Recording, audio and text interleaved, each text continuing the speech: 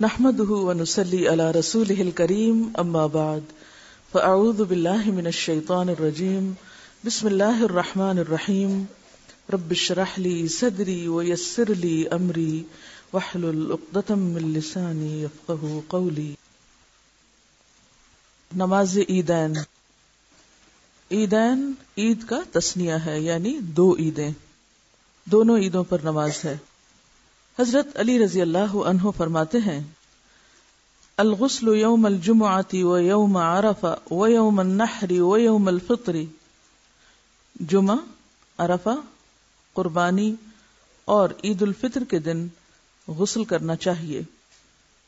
حضرت عبداللہ بن عمر رضی اللہ عنہ عید کے دن عیدگاہ کی طرف نکلنے سے پہلے غسل کیا کرتے تھے. امام نووی فرماتے ہیں کہ عید کے دن غسل کے مسئلے میں حضرت ابن عمر کے اثر سے استدلال اور جمعہ کے غسل پر قیاس کیا گیا ہے. عید الفطر کے لیے گھر سے نکلنے سے پہلے صدقہ فطر ادا کرنا چاہیے. عیدگاہ میں پہنچ کر صدقۃ الفطر ادا کرنا درست نہیں، بلکہ اسے نماز عید کے لیے نکلنے سے پہلے ادا کرنا چاہیے. چاہے آپ 1-2 دن پہلے ادا کر دیں، لیکن بعض لوگ عیدگاہ پہنچ کے وہیں کوئی مل گیا تو اس کو دے دیا. تو اس سے زیادہ بہتر کیا ہے کہ نکلنے سے پہلے، یعنی عید کی نماز کی نیت کر کے گھر سے نکلنے سے پہلے دیا جائے. عید اگر جمعہ کے دن ہو تو نماز عید پڑھنے کے بعد جمعہ پڑھ لیں یا پھر ظہر بھی پڑھ سکتے ہیں. رسول اللہ صلی اللہ علیہ وسلم نے عیدین کی نماز آذان اور تکبیر کے بغیر پڑھی، یعنی عام نمازوں میں اور عید کی نماز میں فرق کیا. جابر بن عبداللہ رضی اللہ عنہ نے فرمایا نماز عید کے لیے آذان ہے نہ تکبیر، یعنی نہ آذان ہے نہ تکبیر، نہ پکارنا ہے اور نہ کوئی اور آواز، یعنی کسی بھی قسم کا اعلان، جیسے صلاۃ الکسوف میں الصلاۃ جامعۃ، یا بارش کے دن گھروں پر نماز پڑھنے کے لیے صلوا فی رحالکم، یا فجر کی نماز میں الصلاۃ خیر من النوم کے الفاظ کا اضافہ عام اذان سے زیادہ. تو اس طرح کا کوئی بھی قول یا جملہ یا پکار یا دعا کچھ بھی نہیں نماز عید سے قبل. آپ صلی اللہ علیہ وسلم نے عیدگاہ میں سوائے عید کی 2 رکعتوں کے نہ پہلے نفل پڑھے نہ بعد میں. نبی صلی اللہ علیہ وسلم عید الفطر میں کچھ کھا کر نماز کو نکلتے اور بقرہ عید میں نماز پڑھ کر کھاتے. رسول اللہ صلی اللہ علیہ وسلم عید الفطر کے روز طاق کھجوریں کھا کر عیدگاہ جایا کرتے تھے، یعنی 1، 3، 5 یا 7. حضرت انس بن مالک رضی اللہ عنہ جب شہر جا کر عید کی نماز با جماعت ادا نہ کر سکتے تو اپنے غلاموں اور بچوں کو جمع کرتے اور اپنے غلام عبداللہ بن ابی عتبہ کو شہر والوں کی نماز کی طرح نماز پڑھانے کا حکم دیتے. تو اس سے کیا پتہ چلتا ہے کہ گاؤں وغیرہ میں بھی عید کی نماز پڑھی جائے گی. رسول اللہ صلی اللہ علیہ وسلم کے پاس ایک سوار آیا، اس نے گواہی دی کہ انہوں نے کل چاند دیکھا تھا، تو آپ نے ہمیں روزہ افطار کرنے کا حکم دیا اور دوسرے دن عید کی نماز پڑھی، کیونکہ رؤیت ہلال کی خبر اتنی دیر میں پہنچی کہ نماز عید کا وقت نکل چکا تھا. عید کے دن مسجد میں صحابہ نے جنگی کھیلوں کا مظاہرہ کیا، یعنی عید کا دن کھیل کود کا بھی ہے، خوشی کا دن ہے. عبداللہ بن بصر رضی اللہ عنہ عید الفطر کے روز نماز کے لیے گئے. امام نے نماز میں تاخیر کر دی تو وہ فرمانے لگے رسول اللہ صلی اللہ علیہ وسلم کے زمانے میں ہم اس وقت نماز سے فارغ ہو چکے ہوتے تھے. راوی کہتا ہے کہ یہ چاشت کا وقت تھا. عیدگاہ جس راستے سے جائیں واپسی پر راستہ تبدیل کر دیں. عیدگاہ میں عورتیں. حضرت ام عطیہ رضی اللہ عنہا کہتی ہیں کہ ہمیں حکم دیا گیا کہ ہم سب عورتوں کو، حتیٰ کہ حیض والیوں اور پردہ والیوں کو بھی، دونوں عیدوں میں گھروں سے نکالیں تاکہ وہ سب مسلمانوں کی جماعت یعنی نماز اور ان کی دعا میں حاضر ہوں. اور فرمایا حیض والیاں جائے نماز سے الگ رہیں، یعنی نماز نہیں پڑھیں یا صف میں نہ بیٹھیں بلکہ پیچھے ہٹ کے بیٹھیں، لیکن مسلمانوں کی دعاؤں اور تکبیروں میں شامل رہیں. تو اس سے بھی کیا پتہ چلتا ہے کہ حائضہ عورت ذکر کر سکتی ہے کہ نہیں؟ جی ہاں، دعا میں شریک ہو سکتی ہے، دعا مانگ سکتی ہے تاکہ اللہ کی رحمت اور بخشش سے حصہ پائیں. ایک عورت نے عرض کیا کہ اگر ہم میں سے کسی کے پاس چادر نہ ہو تو پھر وہ کیسے عیدگاہ میں جائے؟ فرمایا اس کو اس کی ساتھ والی عورت چادر اڑا دے. یہاں کون سی چادر مراد ہے؟ جلباب، جو گھر سے باہر نکلتے وقت عورت اوڑھے گی. یہ نہیں کہا کہ وہ بغیر چادر کے ہی چلی جائے، بلکہ وہ دوسری سے چادر یا تو ادھاری لے لے یا پھر اسی کی چادر میں گھس کے چلی جائے. رسول اللہ صلی اللہ علیہ وسلم صحابہ اور صحابیات کو حتیٰ کہ حیض والی عورتوں کو بھی ساتھ لے کر عیدگاہ کی طرف جاتے. آپ کی عیدگاہ مسجد نبوی سے 1000 فٹ کے فاصلے پر تھی. یہ عیدگاہ البقیع کی طرف تھی، یعنی مسجد میں آپ نے نماز نہیں پڑھائی عید کی، بلکہ الگ کھلی جگہ پر، اور اس میں سب کو شریک ہونے کا حکم دیا، جس میں مرد، عورتیں، بچے سبھی شامل تھے. دیکھیں عید کی نماز تو ہے اجتماعی نماز، گھر میں پڑھنے والے نفل نہیں ہے عید کی نماز، ٹھیک ہے، کیونکہ نکلنے کے لیے کہا گیا نا. اور پھر ان عورتوں کو بھی نکلنے کے لیے اگر کہا گیا جنہیں نماز نہیں پڑھنا، تو پھر جن کو پڑھنا ہے ان کو تو نکلنا ہی ہے، اللہ یہ کہ گھر والے نہیں مانتے تو جھگڑا فساد نہ کریں. لیکن سنت یہی ہے اور ثابت سنت ہے، ٹھیک.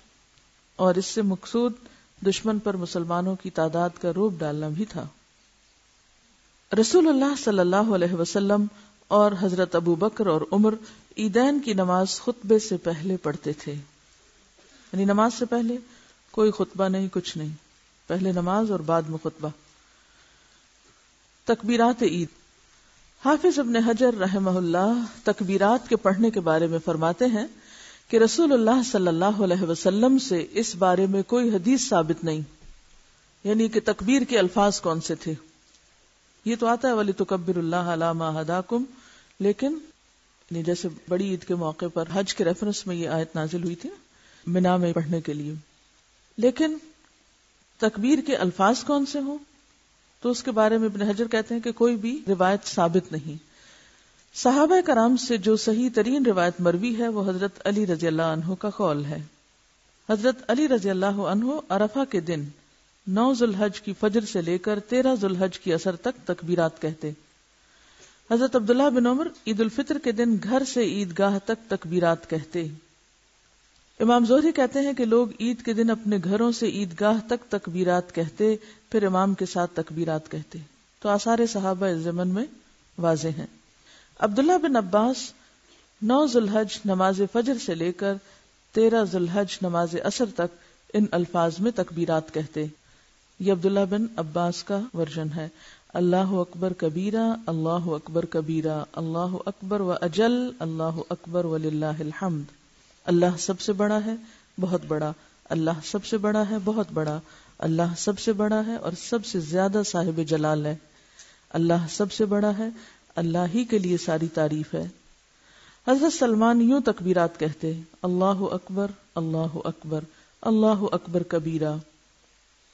اسی طرح ابن ابی شیبہ کی ایک روایت میں حضرت عمر اور حضرت ابن مسعود سے یہ الفاظ بھی ہیں.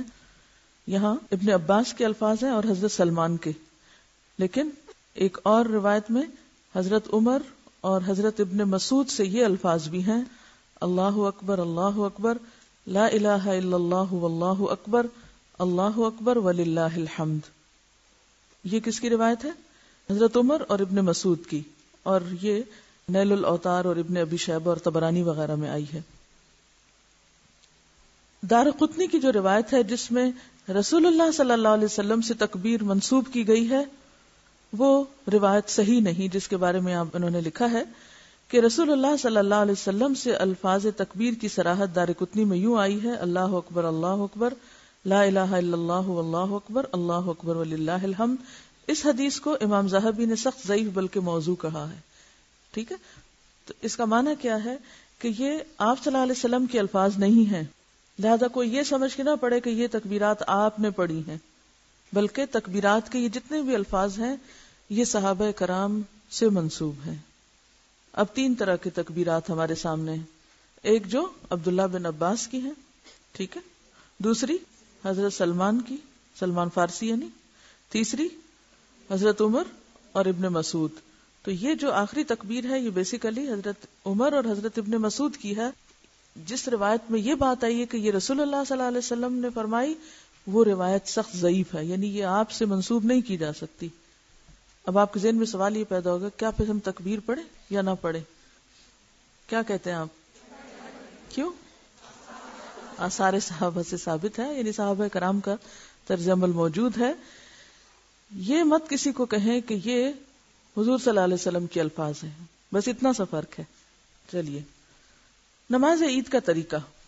رسول اللہ صلی اللہ علیہ وسلم عید الفطر اور عید الاضحیٰ کے دن عیدگاہ جاتے، سب سے پہلے نماز پڑھتے، پھر خطبہ دیتے جبکہ لوگ صفوں میں بیٹھے رہتے. خطبہ میں لوگوں کو نصیحت، وصیت کرتے اور حکم دیتے، پھر واپس لوٹتے. وضو کر کے قبلے کی طرف منہ کر کے اللہ اکبر کہتے ہوئے رفع الیدین کریں، پھر سینے پر ہاتھ باندھ کر دعائے استفتاح پڑھیں، پھر دعائے استفتاح ختم کر کے قرات سے پہلے ٹھہر ٹھہر کر 7 تکبیریں کہیں. کب؟ سورۃ الفاتحہ سے پہلے. ہر تکبیر پر رفع الیدین کریں اور ہر تکبیر کے بعد ہاتھ باندھیں، یعنی تکبیر کر کے ہاتھ نیچے نہیں چھوڑیں گے بلکہ سینے پہ باندھیں گے. پھر امام اونچی آواز سے اور مقتدی آہستہ الحمد شریف پڑھیں، پھر امام اونچی آواز سے قرات پڑھے اور مقتدی چپ چاپ سنیں. نبی صلی اللہ علیہ وسلم نے عید الاضحیٰ اور عید الفطر میں سورۃ قاف والقرآن المجید اور اقتربت الساعہ وانشق القمر پڑھی، اور ایک روایت میں ہے سبح اسم ربک الاعلی اور هل اتاک حدیث الغاشیہ، یہ صورتیں بھی پڑھی. ان صورتوں میں کیا معنی ہے؟ کس چیز کی یاد دہانی؟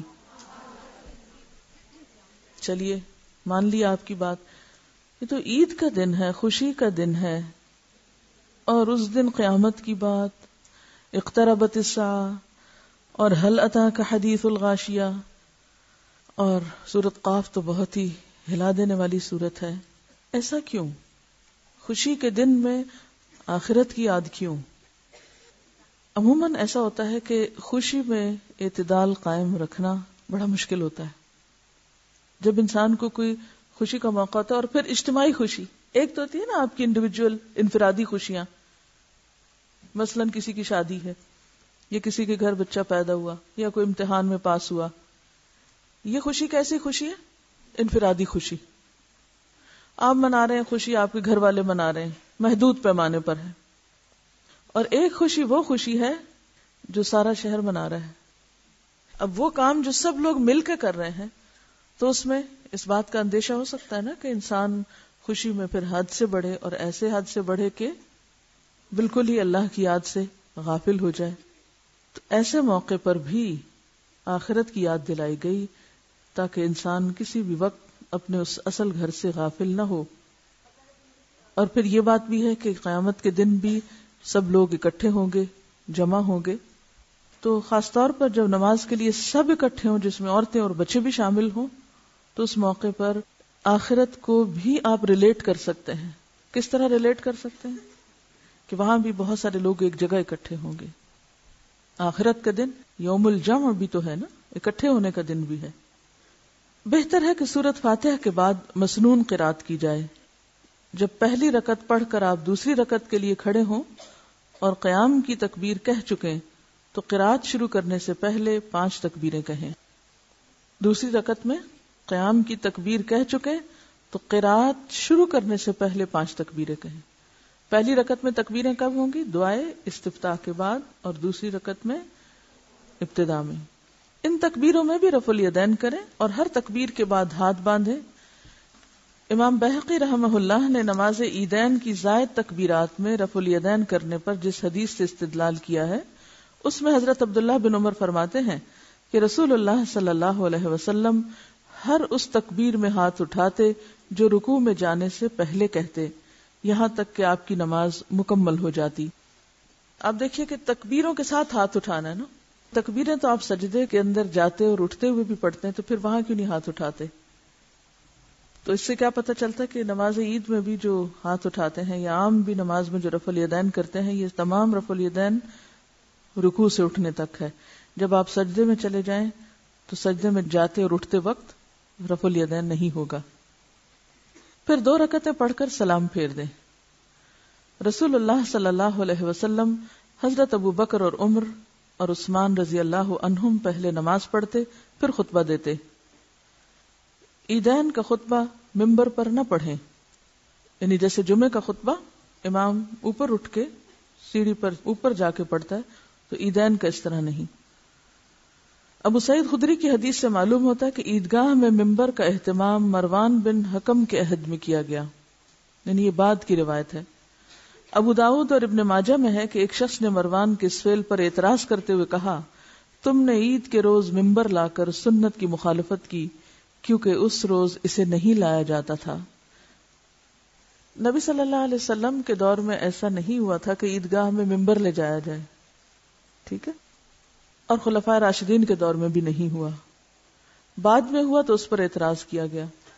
اب دیکھیے کہ اس میں ایک ایکسٹرا تکلیف بھی تو ہے نا، اگر اسپیکر کا انتظام ہے اور آواز پہنچ رہی ہے تو کافی۔ بیسیکلی صحابہ کرام کی ایک احتیاط کو آپ دیکھیے کہ حد الوسع اس چیز سے بچنے کی کوشش کرتے تھے کہ کہیں ہم آپ سے آگے نہ چلے جائیں۔ سورۃ الحجرات میں جیسے آتا ہے نا، لا تقدموا بین یدی اللہ ورسولہ، جو کام آپ نے نہیں کیا۔ اسی لیے جب حضرت عثمان نے مسجد میں ایکسٹینشن کی تو بھی لوگوں نے اعتراض کیا کہ آپ کیوں اس کو اس طرح بنا رہے ہیں، تھوڑا بہتر بنائی، پکی اینٹوں کی بنائی تھی۔ حضرت عائشہ کے پاس بچیاں دف بجا کر اچھے اشعار گا رہی تھیں، ابو بکر رضی اللہ عنہ نے انہیں منع کیا۔ نبی صلی اللہ علیہ وسلم نے فرمایا، اے ابو بکر انہیں کچھ نہ کہو، بے شک آج عید کا دن ہے، بلا شبہ ہر قوم کی ایک عید ہوتی ہے اور آج ہماری عید ہے۔ لیکن اس سے کہیں یہ ثابت نہیں ہوتا کہ انسان فحش اور لچر قسم کی باتیں شروع کر دے۔ اس حدیث سے استدلال کرتے ہوئے کسی کی شادی کا موقع تھا تو اس میں بچیاں شعر پڑھ رہی تھی اور آپ صلی اللہ علیہ وسلم وہاں تشریف لائے تو آپ نے ان کو منع نہیں کیا، لیکن جب ایک خاص شعر پر پہنچی جس میں فخر اور غرور کی کچھ بات تھی تو آپ نے فرمایا کہ یہ نہ کہو بلکہ وہی پڑھو جو پہلے پڑھ رہی تھی۔ اچھا، اس سے یہ پتہ چلتا ہے کہ مومن کو ہر موقع پر آنکھیں کھلی رکھنی چاہیے، یعنی وہ کسی بھی حکم پر جب عمل کرے گا تو آنکھیں کھول کر کرے گا، یعنی صرف جزوی استدلال نہیں کیا جا سکتا مختلف مواقع سے کہ اگر یہ ثابت ہو گیا کہ یہاں شعر پڑھنے کی عید کے دن یا کسی شادی کے موقع پہ گانے کی اجازت ہے تو صرف شعر یا گانے کے لفظ سے انسان پھر ایک جواز نکال لے اور پھر جو جی میں آئے کرے، اور یہ کہے کہ کیونکہ آپ کے زمانے میں بھی تو ایسا ہوتا تھا۔ آپ صلی اللہ علیہ وسلم نے اگرچہ اجازت دی اور آپ کی موجودگی میں یہ فعل ہوا، لیکن اس کے باوجود جو الفاظ کی سلیکشن تھی اور جو اشعار کی سلیکشن تھی اس کو مد نظر رکھا گیا۔ حضرت براء رضی اللہ عنہ بیان کرتے ہیں کہ رسول اللہ صلی اللہ علیہ وسلم نے فرمایا، جس شخص نے نماز کے بعد قربانی کی اس کی قربانی بھی ہو گئی اور اس نے مسلمانوں کے طریقے کو بھی اپنا لیا، اور جس نے نماز سے پہلے قربانی کی اس کی قربانی نہیں ہوگی، وہ محض گوشت کی ایک بکری ہے جو اس نے اپنے گھر والوں کے لیے ذبح کی ہے۔ تو یہ عید الاضحیٰ میں یعنی جو قربانی کی عید ہے اس میں خاص طور پر قربانی کا مسئلہ بھی یہاں بیان کر دیا گیا کہ جو عید الاضحیٰ کی نماز کے بعد ہوگی، پہلے نہیں ہوگی۔ تو یہ بھی نماز سے متعلق ہی چیز ہے ایک طرح سے۔ آپ صلی اللہ علیہ وسلم نے فرمایا، جس شخص نے نماز عید سے پہلے قربانی کی وہ نماز کے بعد دوسری قربانی کرے، یعنی اس کی قربانی نہیں ہوئی۔ نماز کسوف۔ نماز کسوف سورج اور چاند گرہن کی نماز۔ رسول اللہ صلی اللہ علیہ وسلم نے فرمایا، ان الشمس والقمر لا ينكسفان لموت احد من الناس ولكنهما آیتان من آیات اللہ فاذا رأیتموها فقوموا فصلوا۔ سورج اور چاند کسی کے مرنے سے گرہن نہیں ہوتے، یہ تو قدرت الہی کی دو نشانیاں ہیں، جب انہیں گرہن ہوتے دیکھو تو نماز کے لیے اٹھ کھڑے ہو۔ ہم سب اخبار پڑھتے ہیں، ٹیلی ویژن میں سنتے ہیں چاند گرہن لگ رہا ہے، سورج گرہن، تبصرے کرتے ہیں، ایک دوسرے کو بتاتے ہیں، لیکن جو کرنے کا کام ہے وہ نہیں کرتے۔ یہ بھی تو سنت کو چھوڑنا ہی ہے۔ اگرچہ نہیں پڑھیں گے تو آپ گناہگار نہیں ہوں گے، فرض کے درجے میں نہیں، لیکن سنت کی محبت، من احب سنتی فقد احبنی، یہ حب رسول کا تقاضا ہے۔ ومن احبنی کان معی فی الجنہ، اور جو مجھ سے محبت کرے گا وہ جنت میں میرے ساتھ ہوگا۔ نبی صلی اللہ علیہ وسلم نے فرمایا، چاند اور سورج کا گرہن آثار قدرت ہیں، کسی کے مرنے جینے یا کسی اور وجہ سے نمودار نہیں ہوتے، بلکہ اللہ اپنے بندوں کو عبرت دلانے کے لیے ظاہر فرماتا ہے۔ اگر تم ایسے آثار دیکھو تو جلد از جلد دعا، استغفار اور یاد الہی کی طرف رجوع کرو۔ حضرت عبداللہ بن عمر سے روایت ہے کہ جب سورج گرہن ہوا تو آپ صلی اللہ علیہ وسلم نے ایک شخص کو یہ اعلان کرنے کا حکم فرمایا، ان الصلاۃ جامعۃ، یعنی آذان نہیں ہے اس میں بلکہ اعلان ہے، کیا؟ ان الصلاۃ جامعۃ، نماز تمہیں جمع کرنے والی ہے، یعنی نماز کے لیے جمع ہو جاؤ، مراد یہ ہے۔ اچھا، یہ جہاں تک پچھلی حدیث کا تعلق ہے نا، تو اس میں سورج اور چاند گرہن کا تعلق کسی کے جینے مرنے سے نہیں، تو اصل میں دور جاہلیت میں عقیدہ تھا کہ سورج یا چاند اسی وقت گرہن ہوتے ہیں جب کوئی اہم شخصیت پیدا ہو یا وفات پائے یا دنیا میں کوئی اہم واقعہ رونما ہو۔ تو نبی صلی اللہ علیہ وسلم نے 1400 سال پہلے اس کی تردید فرما دی کہ ایسی کوئی بات ہے ہی نہیں۔ آج آپ دیکھیں کہ اس کی سائنٹیفک ریزنز مختلف ہیں اور ہمارے سامنے ہیں، اس سے ہمارے دین کی سچائی بھی پتہ چلتی ہے۔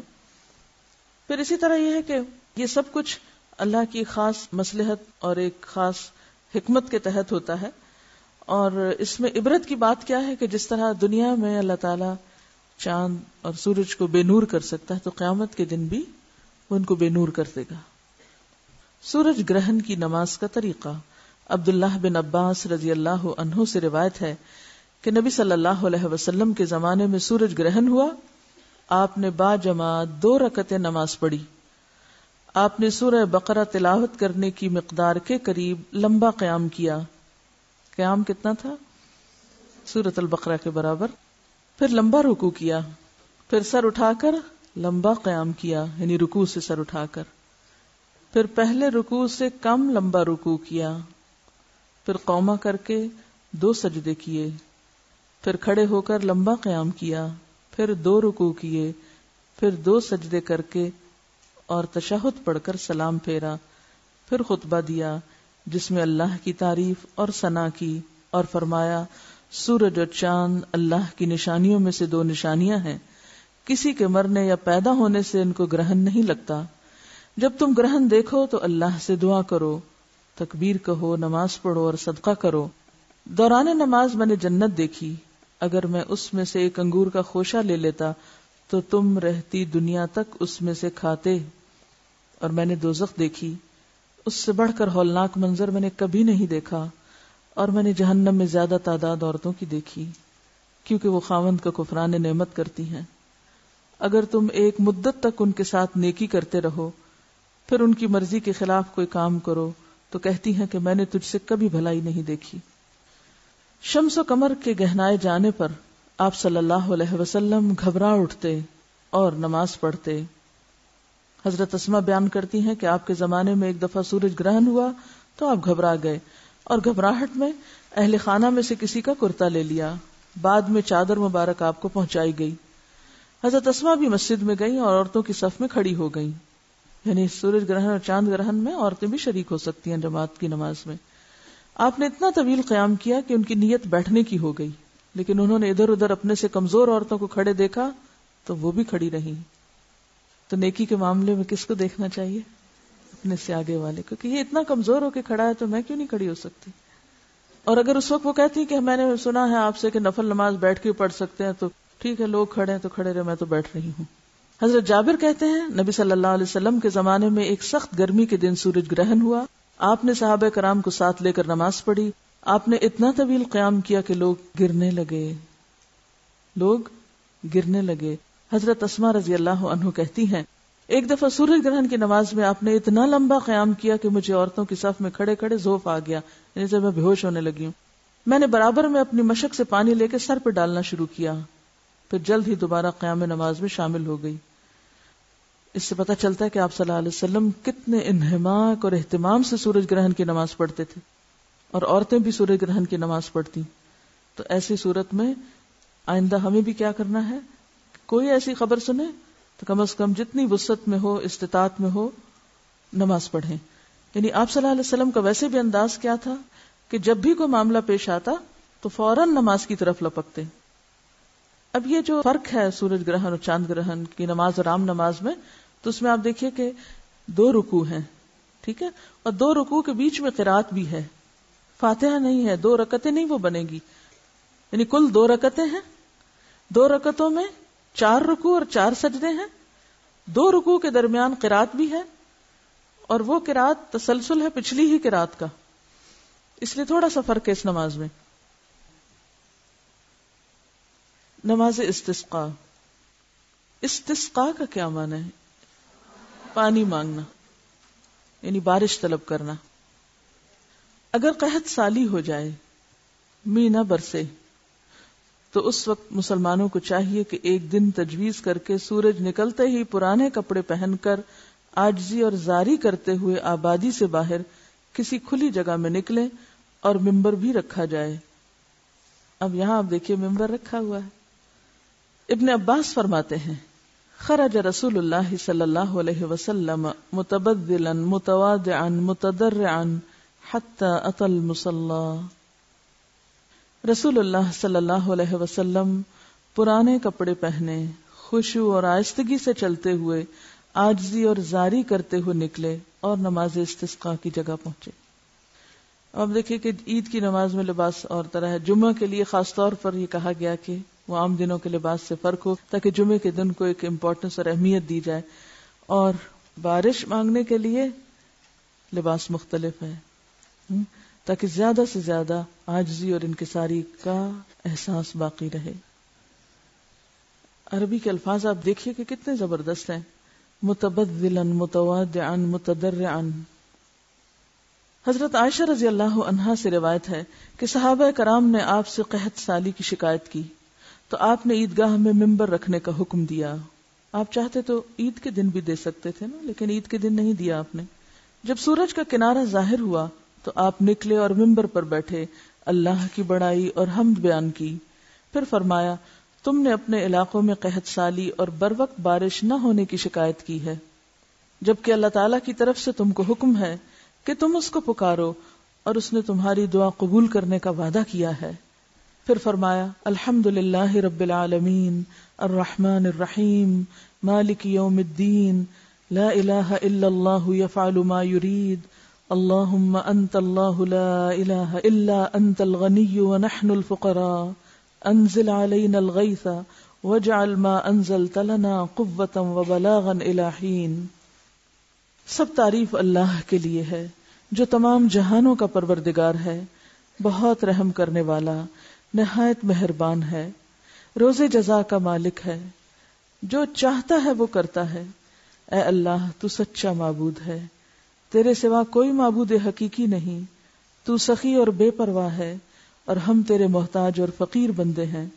ہم پر بارش برسا اور جو بارش تو نازل فرمائے اسے ہمارے لیے ایک مدت تک قوت اور مقاصد تک پہنچنے کا ذریعہ بنا. اس دعا میں بھی کتنی عاجزی ہے. اور آپ دیکھیے کہ سورۃ الفاتحہ پوری نہیں پڑھی گئی نا.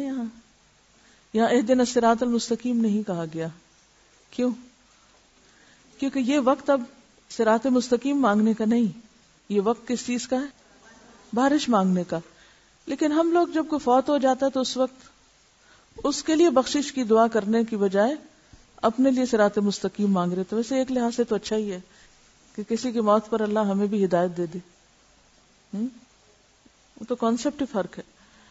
حضرت انس رضی اللہ عنہ فرماتے ہیں کہ رسول اللہ صلی اللہ علیہ وسلم نماز استسقاء کے علاوہ کسی دعا میں اپنے دونوں ہاتھ نہیں اٹھاتے تھے.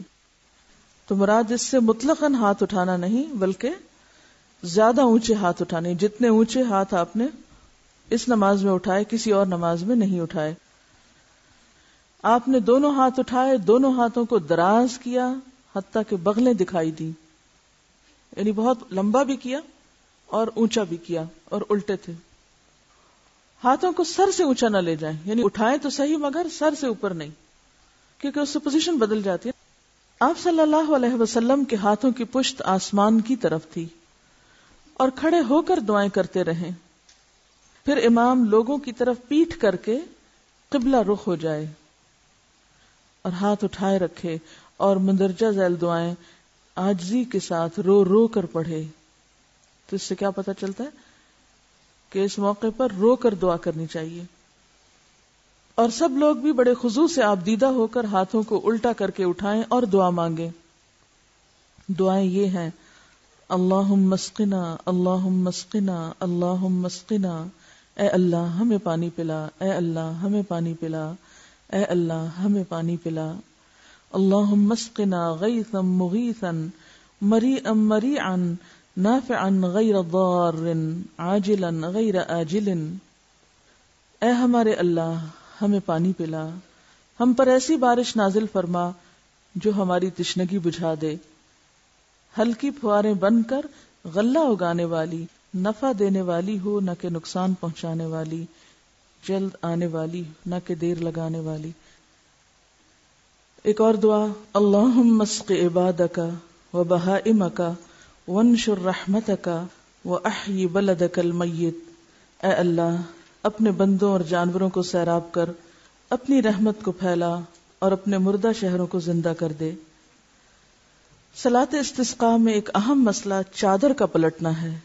حضرت عبداللہ بن زید رضی اللہ عنہ سے روایت ہے کہ رسول اللہ صلی اللہ علیہ وسلم استسقاء کے لیے نکلے، آپ نے اپنی پیٹھ لوگوں کی طرف کی اور قبلہ رخ ہو کر دعا کرنے لگے، پھر اپنی چادر کو پلٹا۔ آپ پر سیاہ چادر تھی، آپ نے اس کا نچلا حصہ اوپر لانا چاہا مگر مشکل پیش آئی تو آپ نے اسے اپنے کندھوں پر ہی الٹ دیا۔ چادر پلٹتے وقت چادر کا اندر کا حصہ باہر کیا جائے اور دایاں کنارہ بائیں کندھے پر اور بایاں کنارہ دائیں کندھے پر ڈال لیا جائے۔